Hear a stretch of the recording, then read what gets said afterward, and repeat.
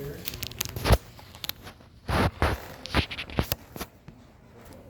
Does my model I made for this look like this when I take these approximations or these limits? But what should it look like, right? So that's kind of what I want to talk about, is the simpler versions of these. I like to do the real version because the real version, it's the real version.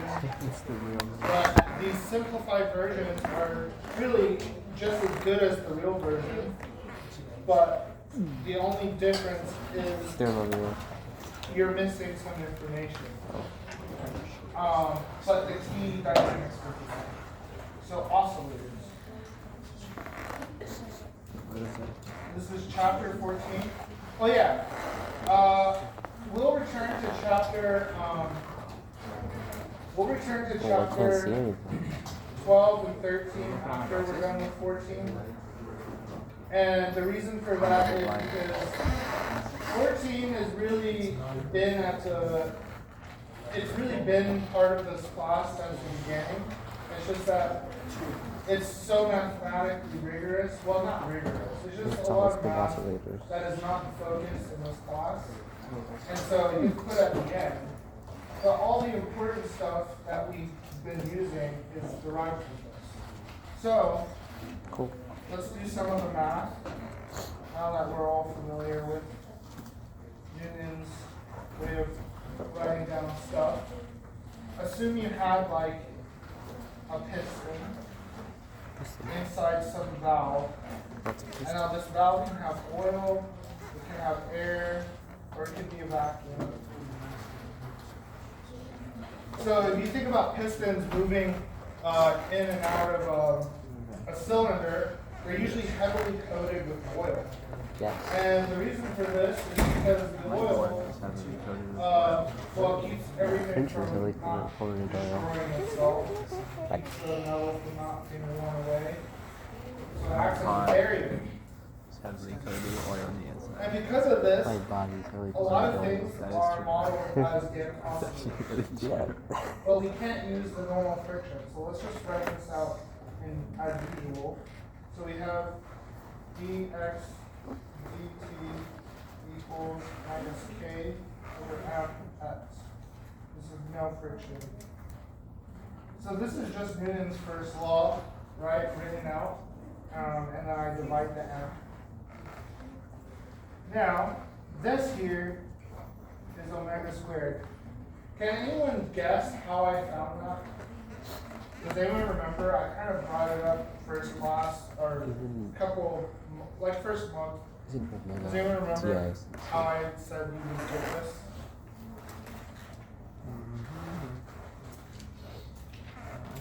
So it's a guess, right? You guess the solution. So, Did he explain how to guess solutions? Did he ever explain how to guess solutions? Now, what about friction? How do we write this down for friction? I don't think so. Typically, you have minus kx, right? That's this force, this string. And then on the floor here, you have some force of friction. Okay. You would be tempted to write this, right? And in some instances, it's kind of true. But why does this not work? Can anyone guess why does this not work? That's complicated. So it works for estimating starts, stops, and final velocities, initial velocities. It's great for that because you're told a very specific and very important thing when writing this down. What is the thing that we tell the equation when we write this down? Could I have made this positive? Exactly. Right? Yeah, because it changes. This has a direction. It changes direction. So it goes forward. When this thing oscillates, If it were to move the opposite direction, this sign won't change. Exactly. It would be adding to it, right? So how do we make this thing such that the sign changes? Anyone guess? Times -1k to the x. Let's say hypothetically we added an x. Yeah, times -1 to the x. So now this becomes a dimension, it has dimension now. Right? If we add an x, we can factor out an x. Right? And now this just becomes the normal spring equation here, where k mu kn is a new constant. It's a new constant.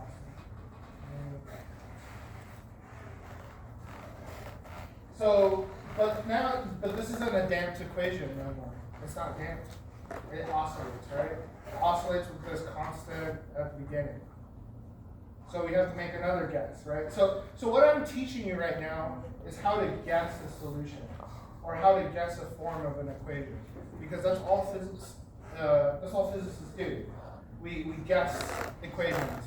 The only person who never really guessed an equation, well, I guess he did guess an equation, is Einstein. Einstein guessed a couple of equations, but a lot of it was just sort of thinking about how to describe a system. And so he thought of ways of describing it. So doing this, sure, we alter this factor, but it still gives us the same form of an equation without damping, right? So to get around this, we have to add in another variable. So let's just try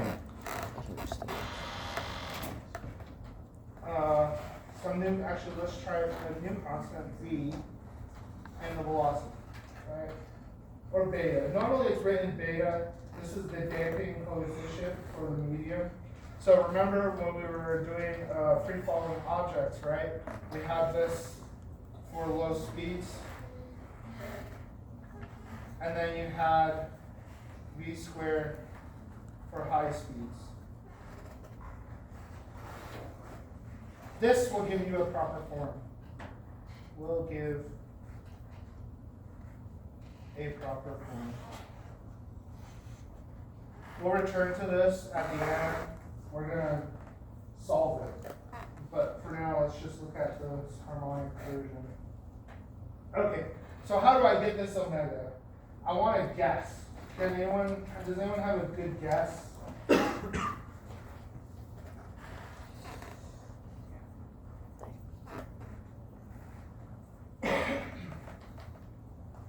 Okay, so if I were to guess A cosine omega t plus phi as my x, right? And then I were to take another derivative, so x dot. When I put the dot on top, that means time derivative. This becomes minus A omega sine omega t plus phi, right? And then we have x double dot, which is minus A omega squared sine omega t plus phi. Sorry, this is cosine. Right? If we plug this into this equation up here, this one, right? So we have x double dot equals minus omega squared x.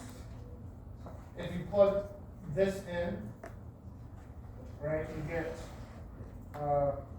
in fact, let's just write this. I'm jumping ahead here. Let's write this as kilograms. Okay? So if I plug this into here, I get minus A omega squared cosine omega t plus phi, right? And then a minus k over m. And then I plug in this here, which is A cosine omega t plus phi. So Notice something here. no. We have this A, and then this cosine here, and then A and cosine here, right? That is just this. That's x, right?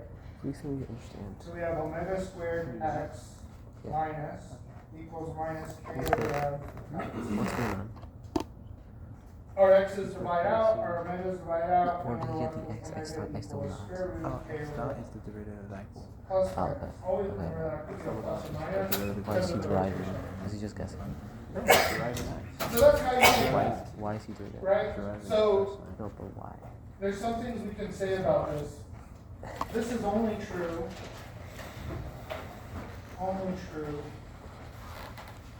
for oscillating systems.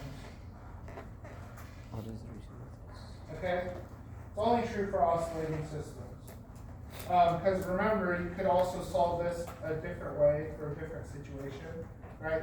So you can have different cases, like a very damped case where the thing oscillates for a little bit, so you will have some frequency, but then you might have a factor of e to the minus gamma t, where this would be considered a damping factor, because as time increases, it gets smaller and smaller. So if you had it in front of your oscillating function, so let's say you had a function there, this function oscillates with time, then you would have something like this, where the function oscillates in between these bounds of e to the minus gamma. Right? Because remember, it's in front of the oscillator, so this would be your amplitude effectively. Your amplitude. Okay, so what about a string and a pendulum?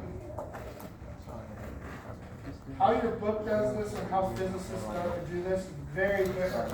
So what is the purpose of the oscillations? I really don't do X this. dot is I only do this oscillation? in terms of, if you remember when we Or described is this just the to get the beginning, equation that causes the R equals oscillations? R cosine theta x hat plus R sine I see. theta I y see you're hat. very lost. Okay. There's one way of doing it, right? You remember from the very beginning, I got You all what? those I can equations never out tell of you this. why, I can only tell you. But it doesn't tell you anything physical. It just tells you the form of the equation. It doesn't tell you how it's related to G or Okay. How L, could you apply this? right? It doesn't say any of that. So, a couple of ways to do this. You can look at it as if this were the path. So you pick this path to be your dimension, let's call S. And so, A tangent, if you remember, is L times alpha, which is L times d theta dt, right? The A tangent has to be this tangent vector of W, right? So that's the only other force in the problem. So this becomes W sine theta equals L dt squared, right? You get mg sine theta equals L dt theta. And you get a form of the equation, but I'm missing something. Can anyone tell me what I'm missing? Oh my god. Wait, no, this. No, it's Well, this is a force, right? And this is a tangent. So that means I have to divide by the mass, right? So, okay. And if we divide by L, we get this.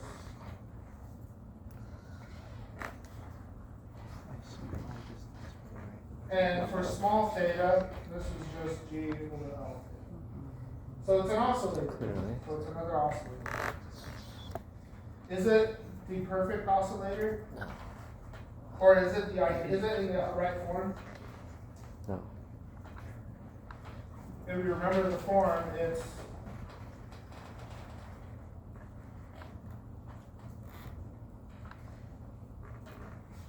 right, so this is the form we want. Which one? We have this form. MC. That's cosine. That's cosine. It's cosine. So what am I He missing? makes the S's and C's clear. So it's And why? cosine theta. Does anyone know what I'm missing here?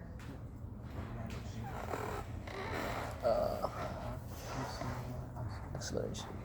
Just comparing these two equations, the one in the box, the one down there, what is obviously missing?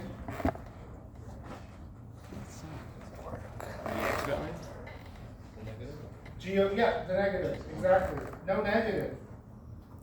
No negative. Why? Sure. Why is there no negative? There has to be a negative, by the way. It's not an oscillator. This thing diverges if there's no negative. Huh? Yeah, so, okay, yes. So you kind of have to realize that what we did here is we took something that has no direction and we said, this is how, has no direction and we're saying it has a positive force, right? And so the thing will just go and it will just keep going in that direction. To prevent that, you need to impose a negative. So whenever you're doing this and you want to take this shortcut, you need to put a negative there for it to be an oscillator. So this is unnaturally put in, unnatural. And this is how you're taught most of the time. How it's taught. So it's like This, I don't like it. I think it's wrong. As you know from my beginning lectures, I like it when everything naturally falls out on its own. And you don't Then why are you writing it? The only time you really need to put things in is when you're dealing with hidden faults. Because you need to talk about where the directions are and all that stuff. Put in But direct. when it becomes when you start doing this kind of math, when you start doing these Just kinds of without systems, capitals. it becomes more mathy and it becomes easier if you like math. But it's just better. And the best way to do it is just to have your torque. This is an oscillation. So it's sine. Right? So just based off this, we already know this is L, You just split W, W times uh, W. This is sorry, gravity. So theta, that's times gravity. right? No, it's the weight. What is cosine And then this is Cosine never was- I cosine never was the same. alpha. Oh yeah, this is cosine. So what is I for this particle?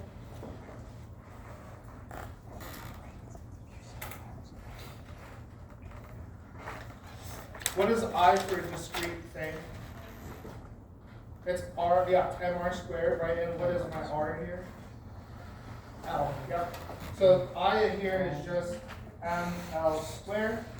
So we plug this in, we have L mg equals ml squared alpha. And if I divide out, I get G over L, or sine theta here, sine theta is equal to alpha, which is just d to theta over dt squared. And now, looking at this tau, by the right hand rule, so we have x and y. By the right hand rule, my hand points this way, I curl direction W.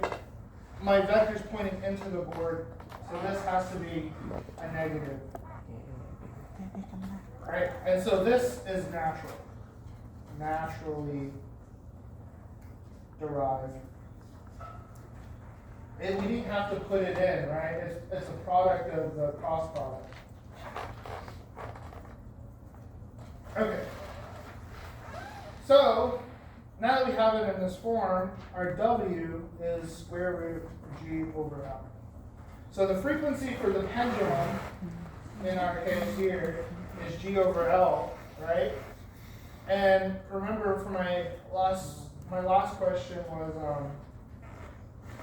can we get this from our rigid pendulum? So the pendulum that's not ideal. Right, so I went and I found the correct equation. We did it right. We didn't do the other one right. So you remember the square problem with the 4 rods? Yeah. We used 1/3 m, 1/3 ml squared. It's 1/12 ml squared. So the same problem, same thing, just 1/12, not 1/3. Okay. Just a side note, just to let you guys know. Okay.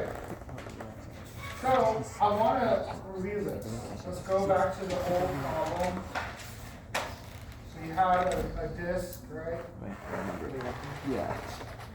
You probably figured it out. So you have a disc, a rod, No, that's pivots two. down there. It's two. And you have M1, Or never mind, two. M2, R, Right, equal one. this is L. And I'm just going to write it down. We did it in class multiple times, I think. So this is 1/3 M1 L squared plus 1/2 M2 R squared plus L plus R. So that's the pendulum, right? And if you remember, we found that d theta dt squared equal to minus RCM M1 plus M2 G over I pendulum. I'm just going to put IP from here on out, sine theta. So, by our simple harmonic equation, we know automatically that this is W squared, right? RCM M1 plus M2 G over IP. Okay. So what is RCM? Well, RCM is just the sum, right? MI, RI, over M total. We're going to use the center mass of these objects. So there's a center mass there, there's a center mass there, right? So M1 L over 2, right? Because it's halfway for this one, plus M2 L plus R, right? Because it's L plus R squared divided by M1 plus M2. Right? If you notice now, if I were to plug this into here, my M1s on the denominator and my M1s in the numerator will cancel, right? And so we're left with M1 L over 2 plus M2 L plus R, all divided by IP times G. Okay? Now, I want to take my limits, right? So if you recall, IP is equal to 1/3 M1 L squared plus 1/2 M2 R squared plus L plus R squared. And I want to take the limit as R goes to 0, as well as the limit as M1 goes to 0. So I'm shrinking my disk down to a point, and I'm taking the mass of the rod to be massless, right? And by doing this, our first term here is 0, right? But our second term, we're left with this L squared here. So 1/2 M2 L squared, right? And so we just plug this in here. So this was omega squared. So we have omega squared equals, oh yeah, and this equation too, we want to take it here. So M1 would be 0 here, M2 is fine. We have an L here, and this R would go to 0. So we have M2 LG divided by IP, which is just M2 LG divided by 1/2 M2 L squared, which gives us 2G over L. So we get a similar form, but there's a factor 2 here. Where does that factor 2 come from?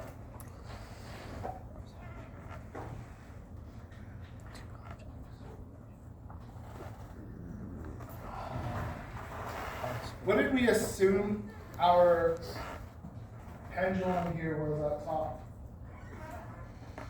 Sorry, this pendulum. What was I in this case? Right, it's ML squared, and then what is I here? It's 1/2, right? 1/2 ml squared. So that's where the 2 comes from, right? So, but it's not a disk, right? So I might ask you something like this, right? Where I would say, given this form, right, find the function and take the limit as one of these values goes to 0. Does it agree with the theory, right? To a physicist, this agrees. This completely agrees. Because we can explain this too, right? We can perfectly explain it. It has to do with how we assumed our I is here. The I here is just an ml squared. The I here is a 1/2. So, in general, you could say for most rigid bodies, it is equal to RCM G divided by IP. Or sorry, M total. That's in general. In general, for a rigid body.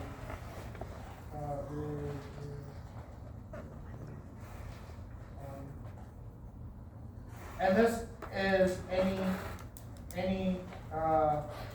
I for that body.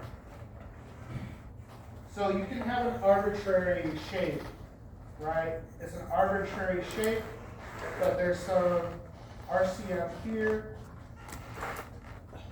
and it oscillates in some way, right? You need to either measure or find IP, and then you can get this. So your book has this. It's like near the end for any arbitrary rigid body. Chapter 14. Chapter 14. Their notation's a little different. I believe they use D instead of RCM. So that's like the only difference. Oh, sorry. And this is not straight. All right. So that's in your book. Okay. So let's look at the solution.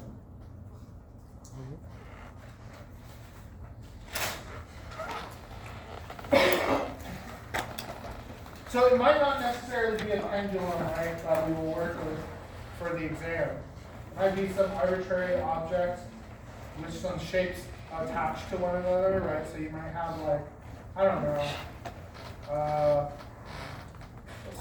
you might have a cog of some sort, and it's rotating in some way, and you attach something to it, and it has a new inertia or something like that. And the goal is to find a new period for it, right? So that would be the problem for those of you who are interested in studying for that. So solution. So we talked about the solution, guessing, right? But how to guess? What type of solution? So your book starts you off with saying A cosine omega t plus phi as a solution. But we have to keep in mind that this is a guess, and you can also guess A sine omega t plus phi. What is? How do you know which one to guess? Does anyone know? That's a good question. No. Okay, so it all comes down to the problem. Let's assume we have this thing. I give it an initial velocity, so that's not 0. X naught is equal to 0. Which one would you guess in this case? Cosine or sine? Cosine. Cosine. Okay, let's try this then. If we guess cosine and we put t equals to 0, we get, let's assume now for a moment phi is 0. Right, let's assume phi is 0, which is not true for this case, but let's just assume it for now. If we assume phi is 0 and we put t equal to 0, then this becomes 0, and then this becomes a. So, which one has the initial position as 0? Cosine or sine? Right. So we would guess sine. What? Okay, let's do the other Wait, one. what? Let's assume Wait. No, wait, it no. has some no, initial wait, displacement. Okay, so So is x there is not equal to 0, so v naught is equal to 0. Yeah, but like. If we do the same game here, right? If we plug in t equals 0 and we put v naught equal to not 0, the only option here that gives us an initial displacement is cosine. So here you guess sine, here you guess cosine. Right? Because our initial displacement is not equal to 0, so we need this a. See that? Remember this.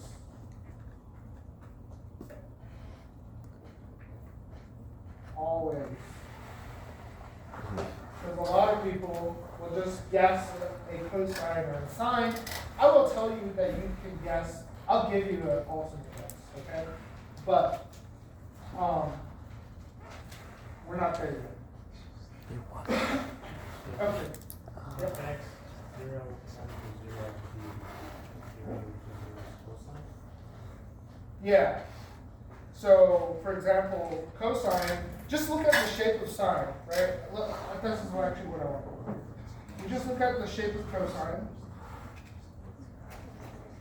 It has an initial A. There's an initial amplitude. Initial amplitude,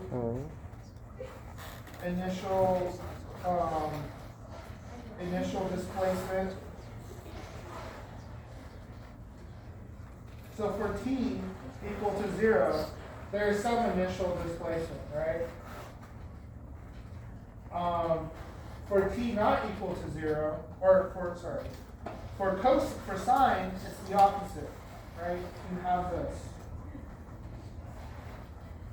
And so your initial displacement is 0. But that doesn't necessarily mean you don't have an initial velocity. Okay? All right, so what about this phi? I said here it's not true for this case. Phi is not 0 here. Right? Phi is not 0 here. So let's do that. So let's say x naught is equal to a cosine 0 plus phi. V naught is equal to a sine, minus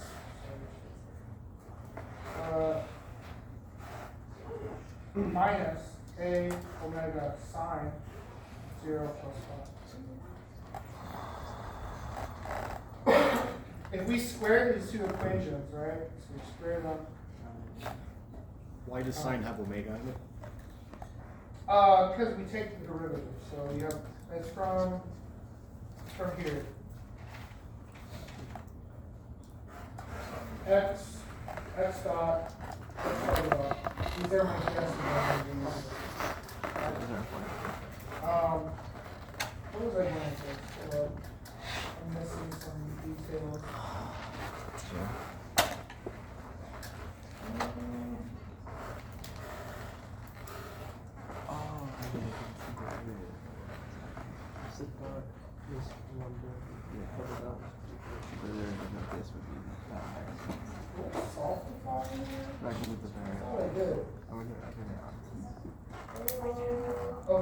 But like, why is it Right? So we divide these two. Oh, Try yeah, to you're do it in the right. right order that your book does it. Normally I would just write it out and then go with it, but your book has a very particular way of writing things. Okay, so we divided these two, and then we solve for phi. We have tan theta equal to minus omega.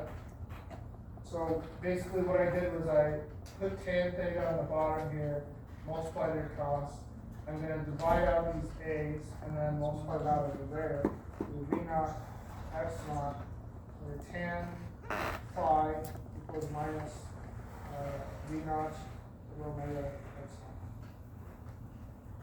So I knew phi was not 0 for this case, right? I knew it was not 0 because in my head, I already had this in my head, right? If V naught is 0, then phi is 0, right?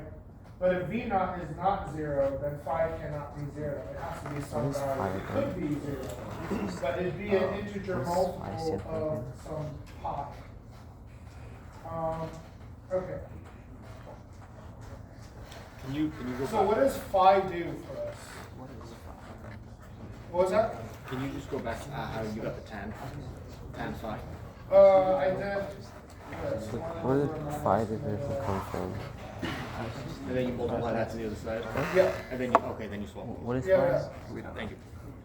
Did you just...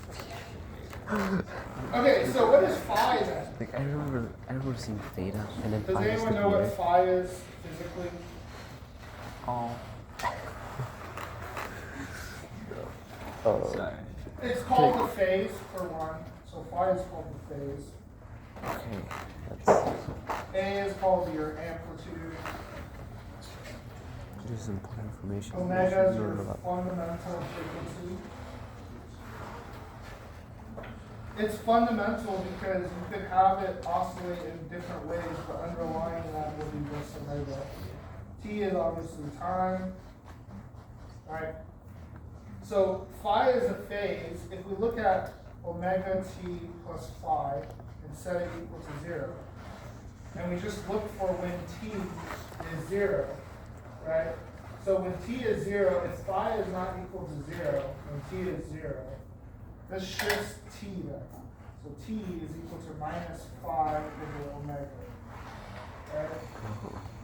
So if phi is positive, which direction does my curve shift, left or right? That's fascinating. Yeah, it should shift left because of the negative here. And if my phi is negative, which direction should my curve shift? Right. Right, the opposite. Right. Okay? So, and then besides that shift is just phi over omega.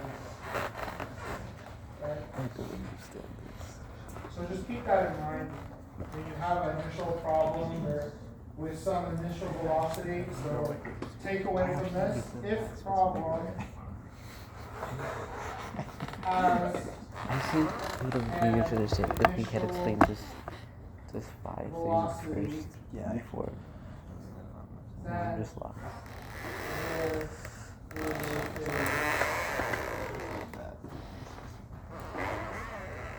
so basically every machinery you work with has a phase.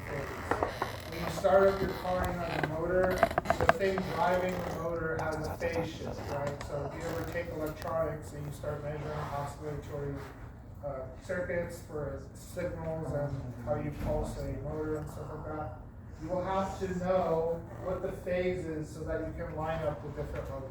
How did phase from Okay. December to summer? All right. But I think now they've gotten so advanced. Engineers are so lucky. They've advanced things so much now. Everything's automated. You really don't have to do much other than know what you're doing.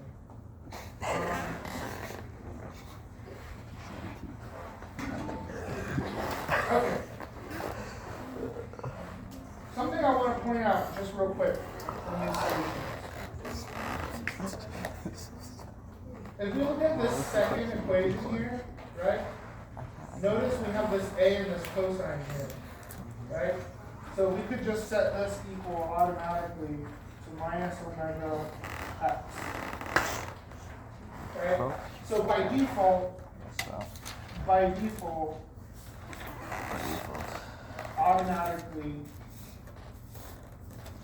solves and gives original ODE. ODE is short for ordinary differential equations. That's usually how people will abbreviate it. Okay. Just to point that out. So if you're ever unsure about your solution to the differential equation, you should be able to take the derivative of that solution and derive your original differential equation. Okay? It's how you can check, it's one way of checking your solutions. Okay, what about our amplitude? Right? So, if I have x naught squared equals a cosine squared phi plus, v naught squared equals a squared omega squared sine squared phi. If I add these two together, well, first of all, let me divide this over. So v naught squared omega squared with a squared sine squared phi. And then x naught squared equals a cosine squared phi. Whenever you start seeing these pop up, or whenever you start seeing sines and cosines, and you want to invent your own equations, just square them and then start adding them, right? And you can invent your own equations. So you have x naught squared plus v naught squared omega squared equals a squared cosine squared phi plus a squared sine squared phi. You can factor out this a, right? And then you're left with cosine plus sine squared, but that's just one. So this is just a squared.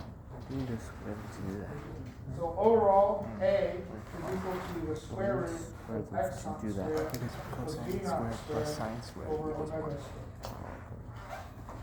So if you're ever given a problem and you just want to write down an equation, you know it's a simple harmonic oscillator, there's no friction or whatever, and they give you, oh, your starting initial position, I don't know, 1 meter, and it's moving at 5 meters per second.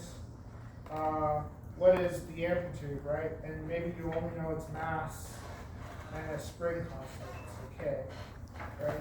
So you can find omega from here, right? From your mass and your K, and then this is just your x naught, and this is just your v naught.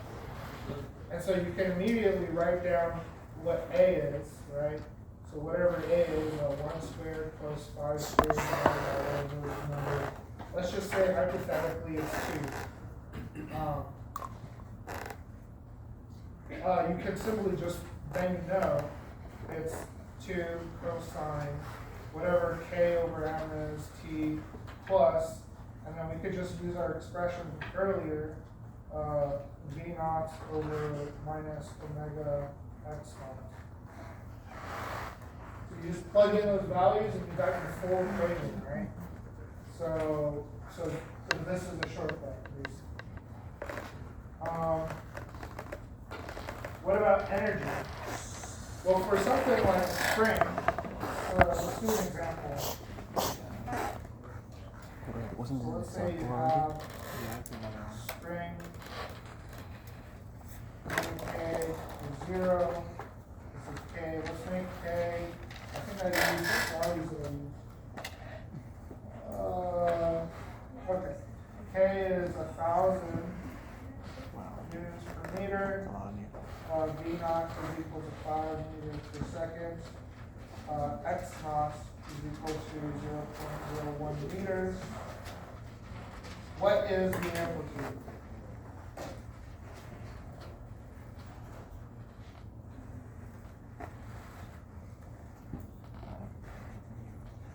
Well, it's just plugging things in, right? So A is equal to 0.01 meters squared plus 5 meters per second squared divided by our W, which is just K over M. So 1,000 divided by M. Let's have M be 1 kilogram. So it's just 1. Right? If you plug that, oh yeah, squared. If you plug it all in, you get something like roughly 0.16. Can someone check this if they have a calculator? I think it's smaller. I think I did this right. It should be smaller. It should honestly be around 0.01. That should be the reference. It should be around there. How do I know that? I know this is about right. How did I automatically know it should be around this time? Can anyone guess?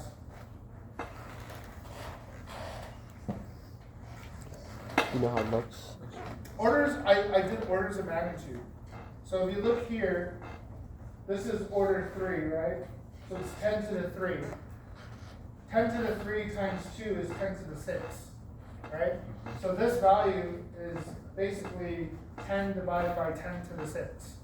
So, and then this here, it's 10 to the minus, well, just say 10 to the minus 2, right? 10 to the minus 2 times 2 is 10 to the minus 4, right? So this here is automatically way further, smaller. So it should be around this value, just based off that. What is the energy? What?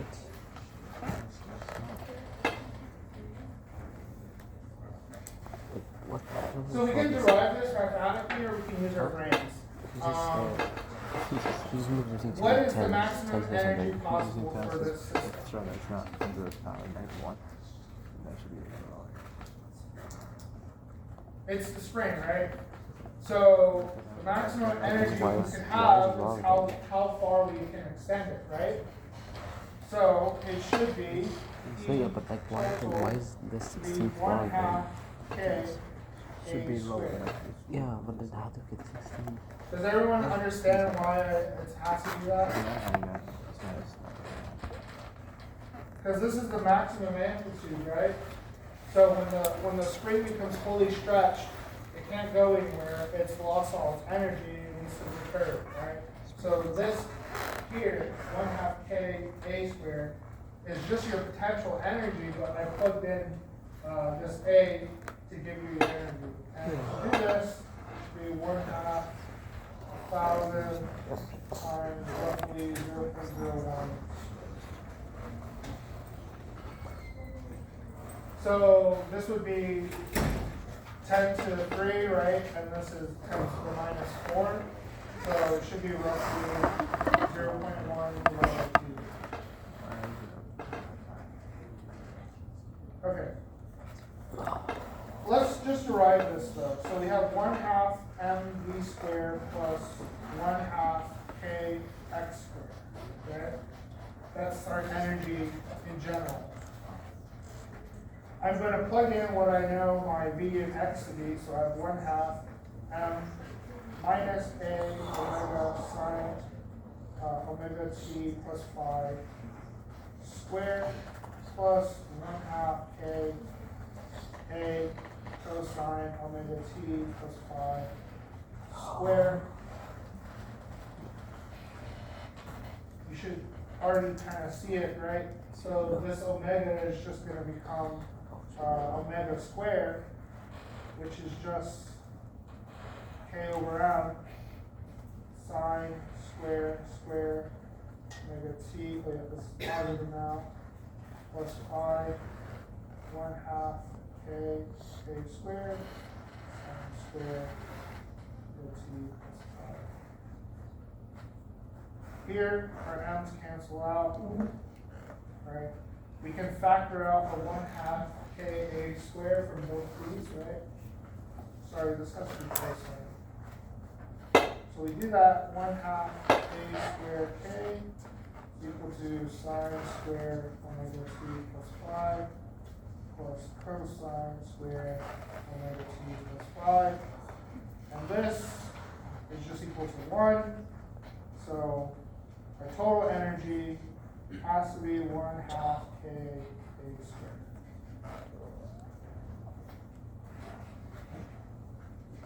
So the total energy is the same even throughout time, right? Just make sure you know that. Okay. So I am not going to derive well, we already derived it. So if we take this equation, A equals x naught squared plus v naught squared equals omega squared. If we say that these are no longer the knots, instead they're functions of time, we can solve this for our velocity. So I converted these to functions of time, and now I'm going to solve for velocity. So v equals square root a squared minus omega squared, omega squared. You factor out omega, you get omega a squared minus x.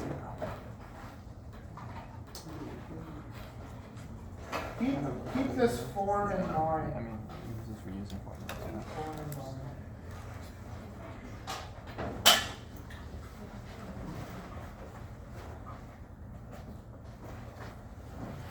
We'll see this come up again. No.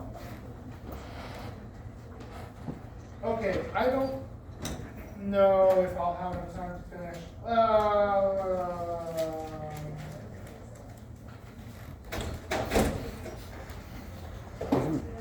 We'll see. We'll do this. I think it's important all of you see this. I had said earlier I'll give you an alternate gas solution. It works for everything, but it's complicated. I'm going to try to derive some equations that your book is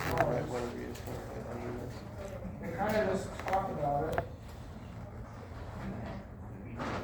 But before we even do that, I need to talk about possibly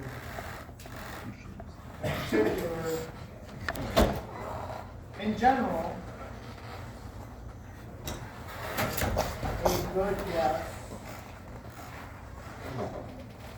for an oscillating system is x equals a cosine omega t plus phi plus b sine omega t plus phi. In general, this is a good guess. And the reason for that is because cosine, again, takes care of the situations where you have an initial amplitude. And then sine takes care of situations in which you'll have initial speed or something, right? So you combine them two and you give them arbitrary constants, and then you plug it into your system and you solve. This is usually how it's done. Another way is to take a different form of the oscillations. So how many of you have taken complex algebra? How many of you have done imaginary numbers at all? Okay, so you know what an imaginary number is. All right. One time I ended up with I. Okay. Another guess is x t sum n.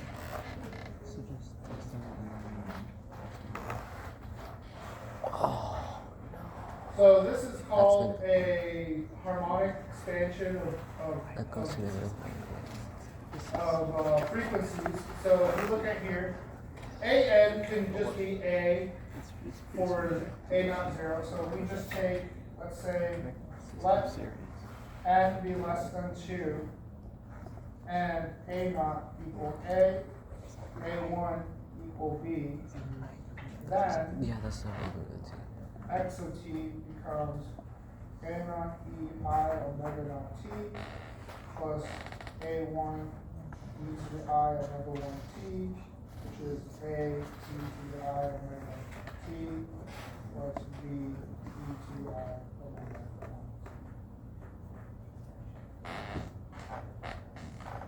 These i's here are actually cosines and sines hidden. So if we look at Taylor expansions,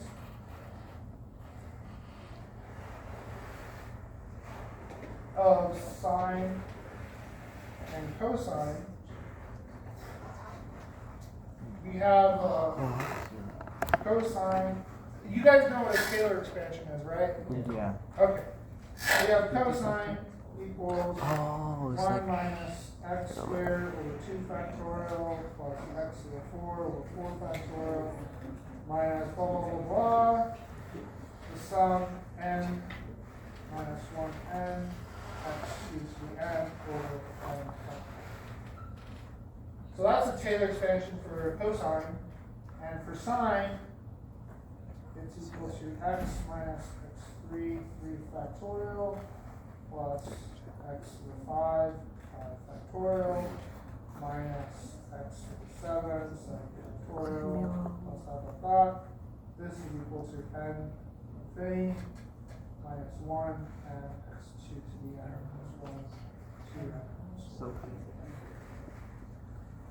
okay. There's so much. I'm not going to derive this. That's a math class. If you're interested, look it up. Okay. If we look at it for x, e to the x, this becomes, right? So this is actually the sum, infinity, I to the n, x to the n, n factorial.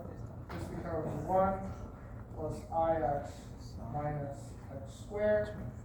2 factorial minus I x cubed, 3 factorial plus x to the 4, 4 factorial plus I x to the 5, 5 factorial minus x to the 6, 6 factorial minus I x to the 7, 7 factorial. So look at these two expansions. I have a 1 here and a 1 here. So if I add these two here, if I multiply this function sine by I get an I here, and I here, and I here, and I here, and I here, right? I have an I here, and an I here, and an I here. So by comparison,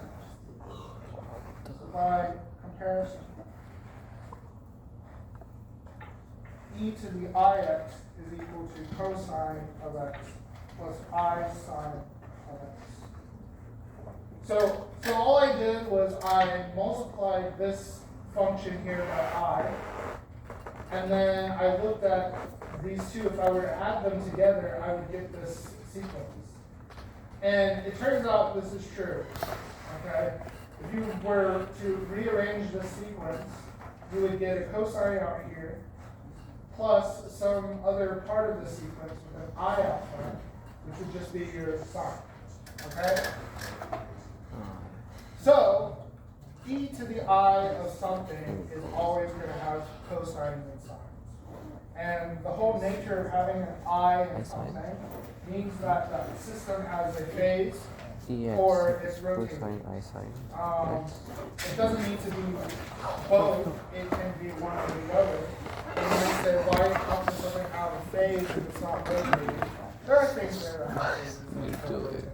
They're just static, imaginary. kind of punch rocks. Okay. Punching rocks. Then that has a name there.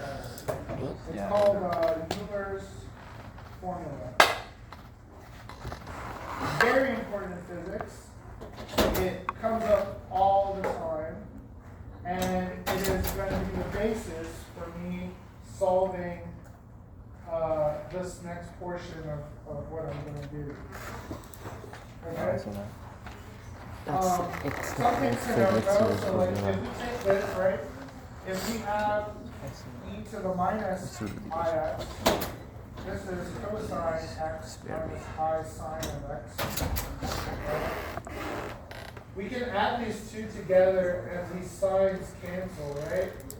So if we do that, we get 2 cosine x equals e to the ix plus e minus ix. And we can divide by 2 here, right? So we get cosine x equals e to the ix plus e minus ix over 2, right? So cosine, even though it's a real function, is intrinsically imaginary.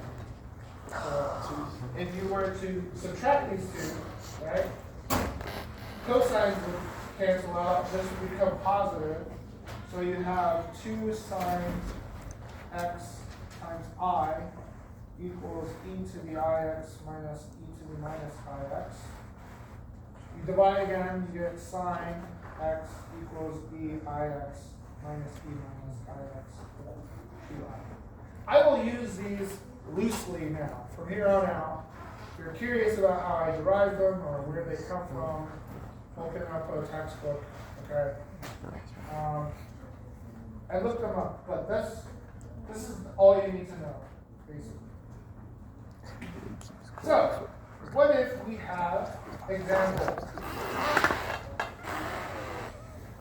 Some piston, and it's in some tube of oil. We want to solve the equations of motion for this, and we want to find relationships that are similar to what we derived, but now we have to think about friction, right? So this becomes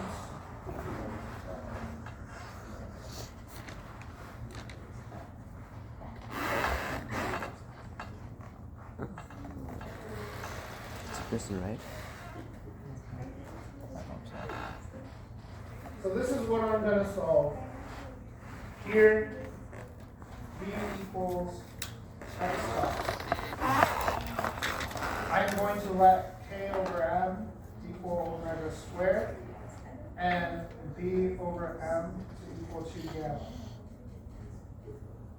If we plug these in and rearrange, we get dx dt squared equals omega minus omega squared x minus 2 gamma d.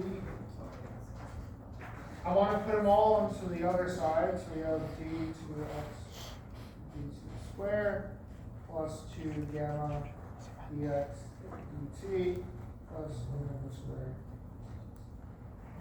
This is called a damped harmonic oscillator. What's the symbol right next to something velocity? This? Yes. Gamma. Yeah. What's gamma? So let's solve this, okay? And I want to take a general solution. I want to take the most general solution because I want to look at all cases. I want to look at cases where the fluid is very viscous. I want to look at cases where the fluid is not viscous. I want to look at cases where there is no viscosity. It's completely in a vacuum. I want to see all cases.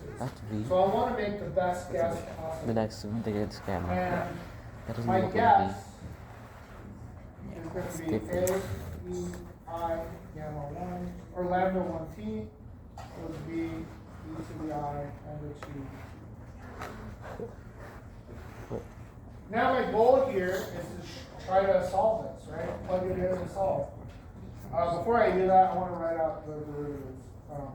X dot of t is equal to I gamma 1a e to the I gamma 1t plus I gamma 2b e to the I gamma 2t.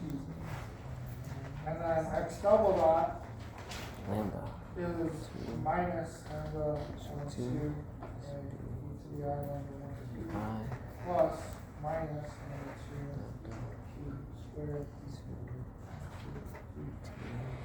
Okay, so those are my derivatives, all right? And I just want to do what I did prior. I want to plug them in.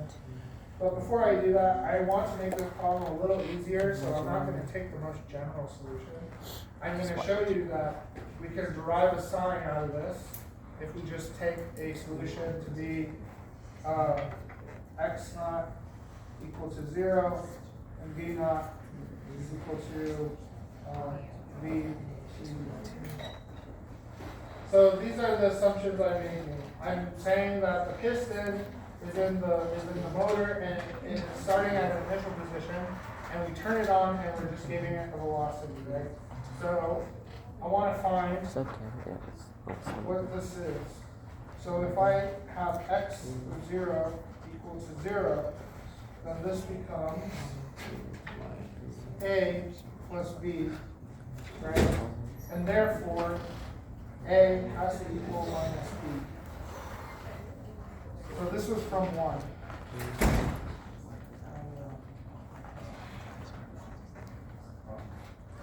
From 2 was 2, 3. What? From 2, I have b naught equal to I lambda 1 a plus I lambda 2 b, right? But here we have a has to equal minus b, so this becomes Wait, so lambda turn to gamma, or gamma turn to lambda. lambda 1 Because minus this lambda side 2. cosine. Okay? Notice the form. The form is the exact same, right? The only difference is you have this I out front. How do we get rid of that? Well, I'm not going to go too much into detail, but you just take the complex conjugate to get the v squared. Clearly. And this becomes a squared lambda 1 minus lambda 2 squared. But if you remember, this should be similar to a squared lambda squared, right? So what does that tell me? That tells me my lambda 1 and my lambda 2 are related. They're related by each other. They're related to the frequency somewhere. Okay?